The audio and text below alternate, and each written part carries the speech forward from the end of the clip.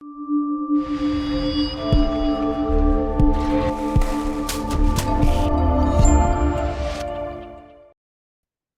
good afternoon, and welcome to the Middle East Forum's weekly podcast series. My name is Ahnaf Kalam, and I will be moderating today's discussion. We are pleased to be joined today by Ashley Perry, advisor to the Middle East Forum's Israel office, who joins us each week to give us a brief overview of the top events currently going on in Israel. Mr. Perry will speak for 15 minutes, followed by 15 minutes of Q&A from the audience. And if you'd like to ask a question, please feel free to use the Q&A box located at the bottom of your screen to type your question.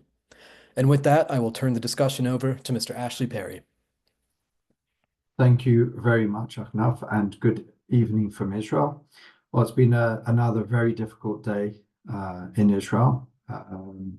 We had the funeral of Shiri and her two sons, Shiri Bibas, the Bibas boys, Kfir and Ariel. It was a very emotional day. It was also a day where Israelis took to the streets. The bodies were being held in Rishon LeZion, which is in the center of the country, at the Abu Kabir Forensic Institute, and they were transported to near the kibbutz near the Gaza border where the Bibases live, and tens of thousands, some even say hundreds of thousands of Israelis line the streets all the way to the kibbutz, which is at least an hour and a half, 2 hours drive. And obviously in certain places it was going very slowly because of the crowds. But it was really an emotional day, one that many Israelis watched either in person or on their computer screens, to hear Yarden Bibas, the father, the husband, speak, himself only recently released from Hamas captivity, being there for 15, 16 months, being told about his wife and children, and it was very hard just not to feel devastated for him and Shiri's sister, who already lost her parents, now lost her sister and her nephews. It was a very, very difficult day for many in Israel. For those who don't know, it's like one big family. People feel close to others that they've never met before, and the Bibas children really were a major symbol of October 7th and everything that's happened since then. So to see them finally laid to rest, the three of them were laid to rest in one coffin. So it was filmed live on all the major news channels, and it really set the tone for the day. Tonight, pretty much as far as the hostages go, we're going to end phase one. The last 4 hostages, sadly all of them deceased, will be released in the next hour or so. Quite a complicated system. There's a lack of trust by Israel for Hamas, and one can argue the other way around, because after what happened with Shiri Bibas, the fact that they sent some unknown Gazan body in her place, and then it took a couple of days to bring Shiri Bibas's actual body back, Netanyahu, and also because of the disgraceful ceremony, Netanyahu decided to halt the release of 602 Palestinian prisoners. And because of the lack of trust, they had to come up with some very convoluted system where 2 of the bodies will pass through Egypt, and then they'll be checked. And then once they're checked, another 2, and each time 301 Palestinian prisoners, terrorists, will be released according to the agreement. And thus ends, as I said, the release of hostages on Israel's side and prisoners from the Palestinian side. I said last week that I didn't think that Hamas would do a ceremony with the dead Bibas children and Shiri and Oded Lifshitz. I was wrong, but apparently Hamas's abroad leadership had actually promised that there would be no ceremony. So the question is whether the local leadership understood that or just didn't care. Tonight, there seems to be complete confidence that there will be no ceremony. Israel has said that there'll be no ceremony tonight. So we'll have to wait and see. there's a lot of questions, whether it serves their interest, this ceremony. There's been talk that it was pretty much orchestrated by Al Jazeera to try and show that they're still very much in charge and to try and poke the eye of Israel. But according to certain behind-the-scenes diplomats, they said it actually hurt Hamas in the Arab world, because it's one thing to sort of invade Israel, perhaps target soldiers, but to make a spectacle of the return of murdered children, innocent children, women, old people, has actually probably taken down in the eyes, let's say, at least at the decision-making level, and also in Europe and elsewhere, people are very horrified by that. But it seems to play into their hands. They seem intent on continue doing it. Probably not tonight, although again, like I said last week, one never knows when Hamas is involved. So the big question is, what comes next? According to everybody, phase 2 negotiations haven't really started in earnest.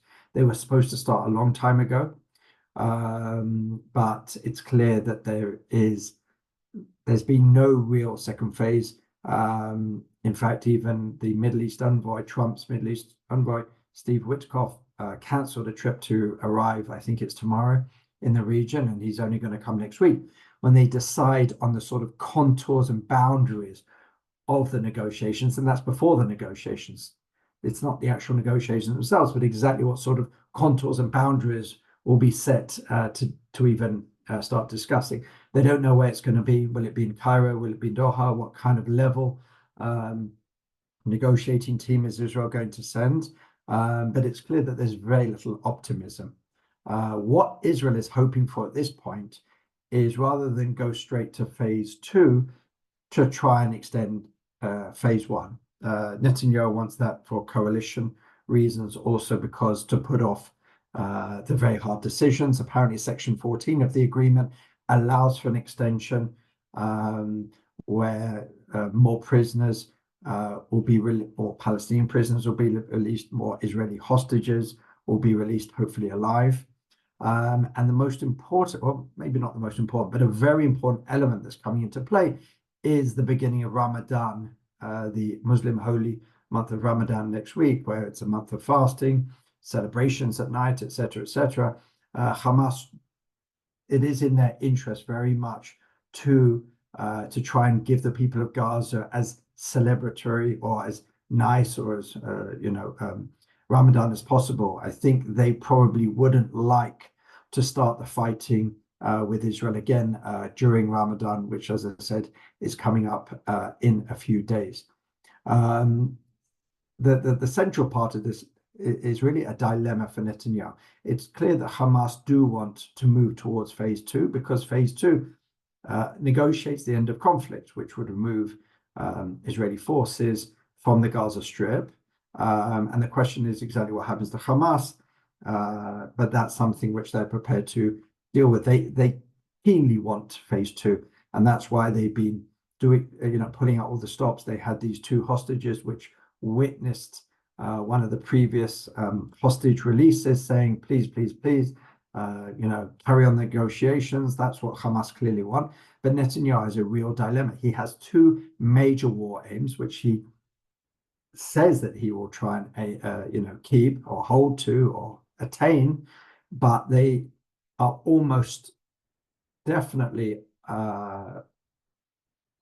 impossible to attain both to, let's say, 100%. Those war aims are to ensure that Hamas are not in any sort of ruling position, whether it's militarily or whether it's political, governance, etc. And the other one is to release all the hostages. It's clear that Hamas will not release all the hostages. The whole farce around Shiri Bibas's body shows that Hamas will continue to play games. There were some who thought that what they hoped for, that Israel wouldn't check and just bury them, and then at some point in the future they could say, well, we still got Shiri Bibas's body, we found out that we gave you the wrong one, so that's another thing to negotiate over. But they're amongst those who really, really look at this from a realistic point of view, know that Hamas are never going to give up all of the hostages, at least not willingly. for something that Israel could pay. Obviously, if Israel agreed to completely leave the strip and never ever shoot a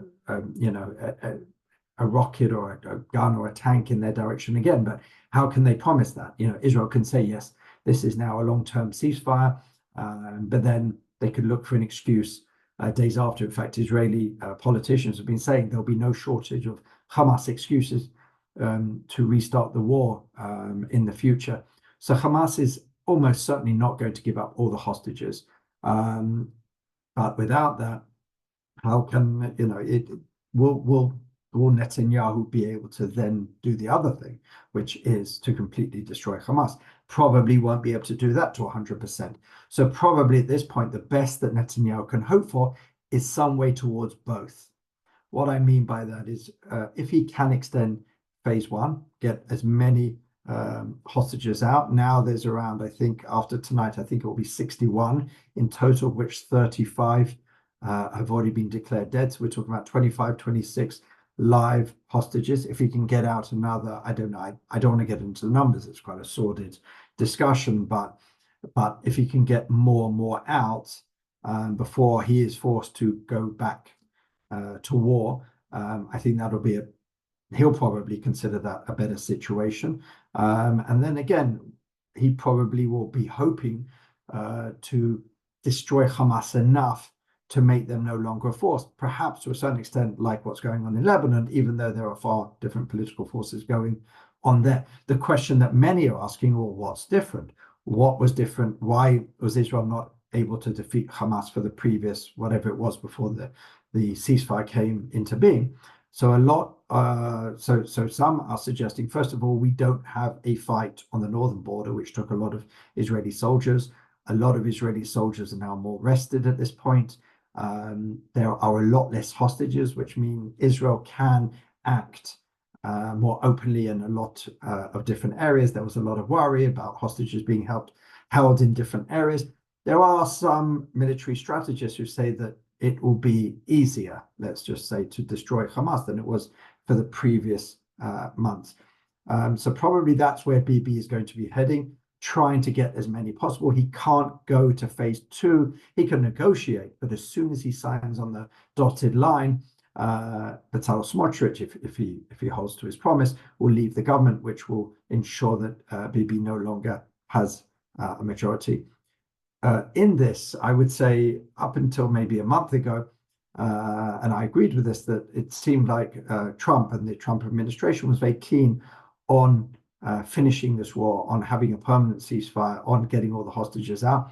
It now seems that's no longer the case. In fact, one could argue with President Trump's recent comment, he's actually more hawkish than Netanyahu. It's actually questioning Netanyahu to some extent, even making him look bad in front of the Israeli public and saying, I don't know what he's doing. If that was me, this is what Trump's saying, I wouldn't be so forgiving. I'd be going all in there. I'd be unleashing hell.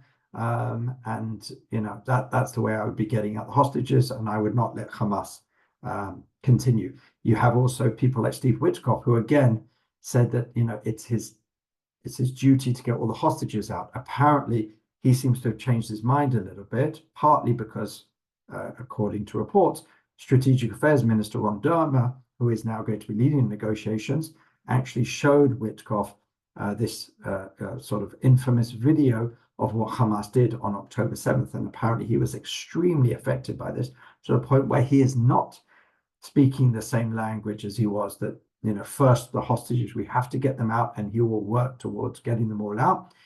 He's definitely taken a step back from that, and his language has certainly changed recently. So really, it's all up in the air. As of tonight, as I said, the last hostages of phase one will be released. Bibi will be trying to go to phase two. Hamas have phase one plus, let's say. Hamas have no interest. They want phase two. They want this to be resolved. They want an end of war. They want to try and find a way to exist after Israel has left. That's not going to happen either. The question also remains is what's going to happen in the Philadelphia corridor, because on day 42 of the ceasefire, Israel is supposed to completely remove itself from the Philadelphia corridor. That probably won't happen, and because there's no American pressure to do so, or there won't be any significant American or international pressure to do so, that probably won't happen either. At the moment, it seems that both sides are militarily preparing for resumption of war. At least they're saber rattling publicly. Israel has already said that, as I said before, they have plans of what to do differently. Apparently, that's something that Defense Minister Israel Katz has asked the IDF to draw up. Hamas have said that they're doing the same. They're starting to replenish. They're starting to fix allegedly some of the tunnels. Interesting, I heard a statistic today by some expert that says that the Hamas average fighting age has gone down to below 17. There's been a lot of speculation. All these Hamas fighters, I don't know if you call them fighters, if they've ever even fought, but they're wearing the army fatigues. They've got their guns, but they're also wearing balaclavas, and one doesn't really understand or doesn't see what's behind them. But apparently, a lot of these Hamas people that we see in these ceremonies and directing traffic and all that are basically kids that they've dragged off the streets, maybe paid a little money, given a gun, and asked to pose as Hamas fighters. So it's clear that Hamas are severely weakened, which is another thing that Israeli statisticians have taken into account. But they are trying to be bellicose. They're trying to say that they are more prepared than before. But we'll have to wait and see what happens there. Just a couple of other arenas, very important this week. Finally, the funeral for Hezbollah Secretary General Hassan Nasrallah took place. Israel did something which perhaps a couple of years ago would have been unthinkable, and it actually did buzz the crowds. It did do a flyover. It sent very strong messages. It was even bombing Hezbollah targets during the funeral, which certainly sent a very strong message, but it also weakened Hezbollah further in the eyes of its supporters, or even those who were on the fence or even were scared. In Syria, some really dramatic things have happened in the last few days, especially in the southern area of Syria, in areas adjacent to where Israel has moved into, the IDF has moved into the sort of security zone, which abuts the Druze area. And we've actually seen some significant Druze leaders form militias and basically saying that they have declared loyalty to Israel. Israel in turn, or at least I don't know if it's official, but there have been talks, or there have been suggestions that some of these true Syrians can come into Israel to replace Palestinian laborers who obviously haven't been able to come into Israel en masse since October 7th. But really dramatic events, and it's certainly not good news for the new Syrian government. They seem to have lost control over certain areas. There's a lot of anger in the majoritarian Sunni regions of Syria, what is going on. And there is a concern within Syria and amongst its allies that this Druze area could also link up to a Kurdish area in Syria and really form a very strong strip all the way through southern and eastern Syria that basically would be very friendly to Israel and the West. And that is something which obviously the new Syrian government does not want. On Iran, finally, there was a lot of talk this week that perhaps Israel could strike Iran. Now is the time. Iran is really, their currency is failing, their economy is flailing, and they have a massive energy crisis. There are many regions which simply don't have enough energy to power electricity throughout the day. And this is even before the Trump administration is placing more and more sanctions, what they call maximum pressure. Iran is certainly not happy about this and said that they won't come back to negotiations during maximum pressure. But it's clear that the Iranian people, the Iranian government, are suffering, and we can also see that taking shape in Lebanon, where apparently a lot of Hezbollah supporters who were promised to get money for maybe the house that was demolished during the war, or they were made homeless, or whatever it was, simply, again, according to reports, many of these people were given checks, and they were told these checks are worthless, so there's no point cashing them. But it just shows that there's a major cash flow issue coming from Iran. And let's not forget, Iranian planes were not allowed to land in Beirut up until recently. Some of the guests that arrived at the Nasrallah funeral. Some of the Iranian guests, some of them had to come in through Iraq, or some special arrangement was made. But it's clear that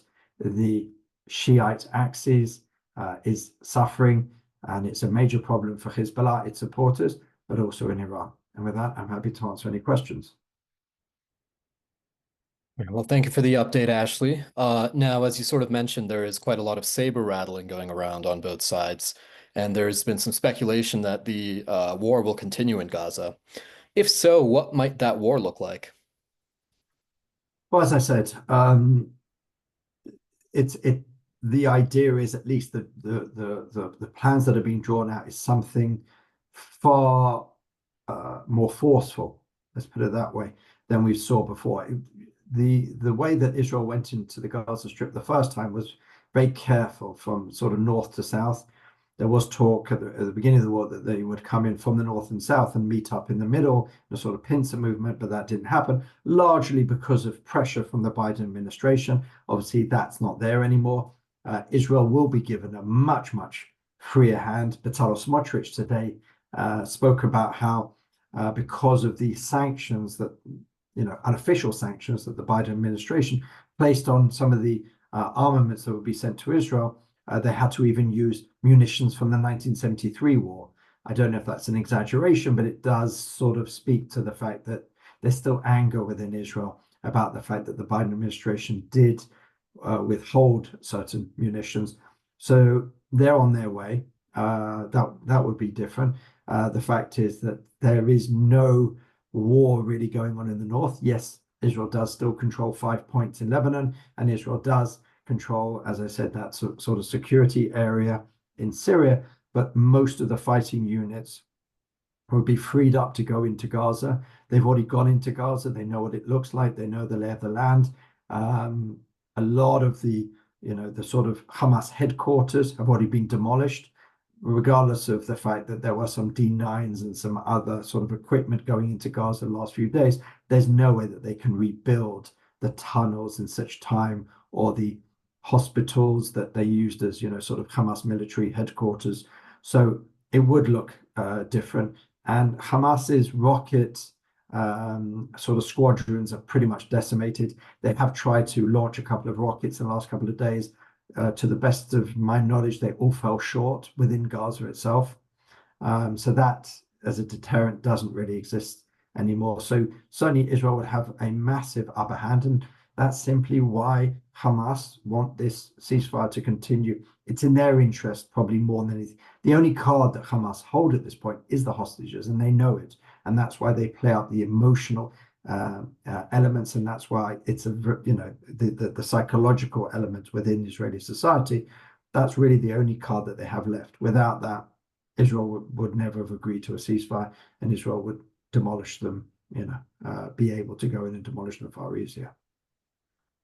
Thank you. Now, can you comment on the calls from Smotrich and other ministers hinting at the resettlement of Gaza and Judea and Samaria?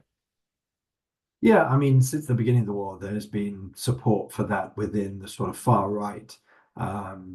Those settlers, or those far right people who want to resettle Gaza, to reform Gush Katif, which were the Israeli communities within Gaza up until the disengagement.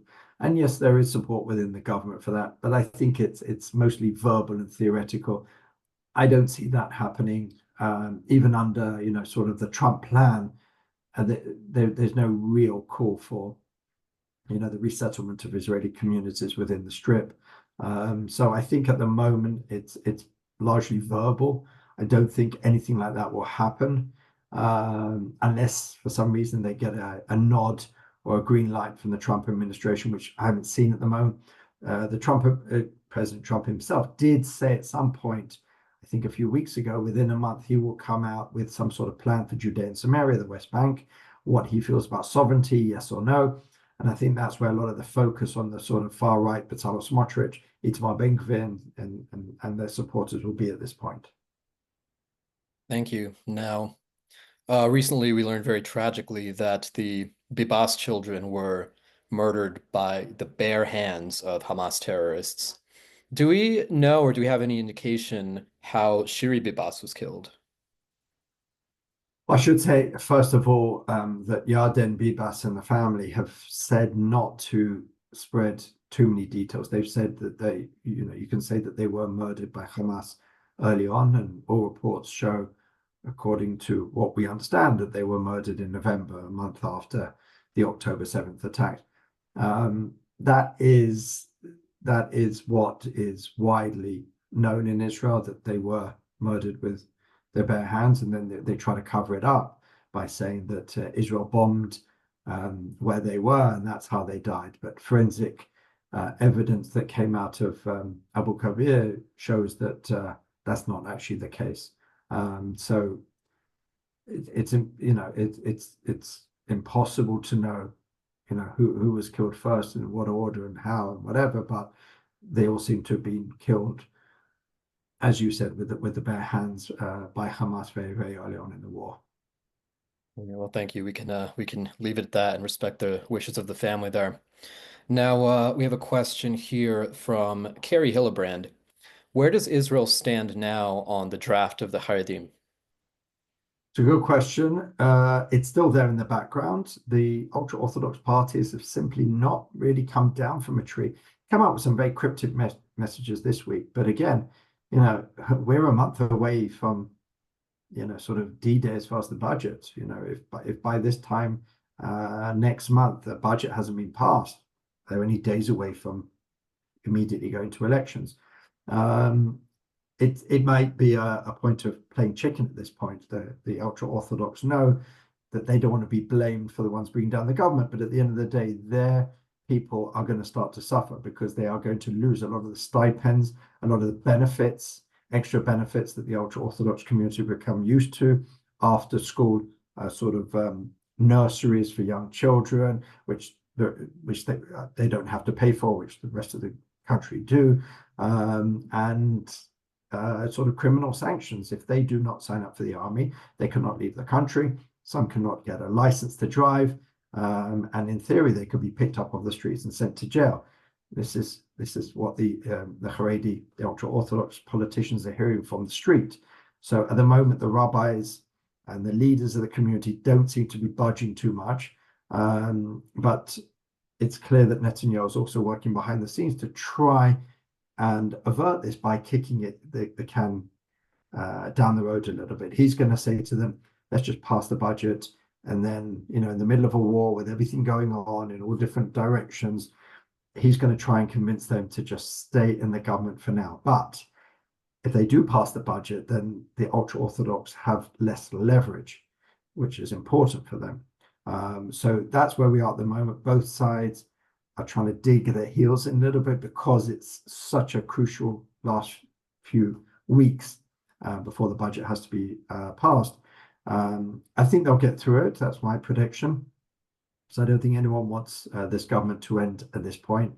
They know that elections and who knows what comes next could put them in an even worse situation. But they also know that the ultra-Orthodox know if they let Bibi off the hook now, it may be a long time before it's dealt with again. And then their community really will start to suffer because of this loss of benefits, because of the loss of the stipends, people who basically survive on these stipends and benefits. So it's a very tense situation, but with everything else going on, it's sort of in the background, but very, very much on Netanyahu's mind. All right, thank you. Now, we're approaching the end, but I think we maybe have time for one more. Can you comment on Israel's decision to vote against the UN resolution condemning the Russian invasion of Ukraine? Yes, I mean, they voted with the US on this, and there was quite a lot of consternation, not just outside of Israel, but within Israel. But it's clear that there was a direct ask from the White House on this. And Israel, certainly not at this point in time, is with everything else that's going on and with everything that President Trump is doing and saying, they're not going to ignore that demand at this point. Others have pointed out that, while Ukraine is certainly angry, one can argue if they're right to or not, Ukraine 80% of the time have voted against Israel at the UN. So it's it's not exactly a one-way street here. But certainly it's something that Israel didn't feel comfortable doing. Throughout the war, they very much, again, well, I say very much, they backed Ukraine, but they always had to take, especially in the early years of the conflict, they had to take a sort of careful position because of uh, uh, the relationship with Russia and Vladimir Putin. But ever since Putin openly was assisting Iran against Israel, Israeli leaders felt a lot more comfortable in coming down on the side of Ukraine. Obviously, now the dynamics have changed, and President Trump he has his diplomatic gambit, and he's very much turned the tables to a certain extent on Ukraine. And Israel felt that it was a price they had to pay, even though you could feel the distaste in the mouth of many Israelis as they did it. Yeah, well, thank you very much. We have reached the end of our podcast for the week. I want to thank you again, Ashley, for taking the time to update us. Thank you. Of course. Now, for our viewers and listeners, please be on the lookout over the weekend for our upcoming podcast offerings email. And of course, I would like to take this time again to invite you to our annual policy conference in Washington, D.C., the week of May 19th. You can find more information and instructions on how to register at our website. It's www.meforum.org/policyconference2025, all one word. We thank you all again for joining us and for your participation, and I hope you all have a wonderful day. Thanks.